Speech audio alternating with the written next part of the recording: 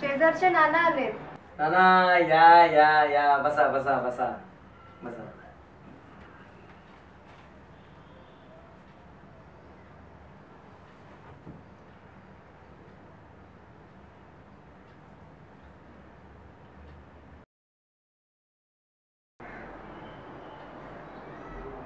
दाबलेकर, मुलीच्या लग्नाचं चाललंय वाटते. हो नाना हो.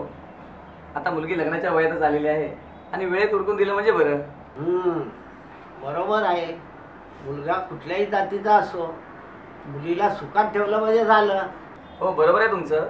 पण एक प्रश्न विचारू का तुम्हाला? हो विचारा ना. पण नाना, तुमच्या मुलाचं लग्न तुमच्या जातीतल्याच मुलीशी का करून दिलं?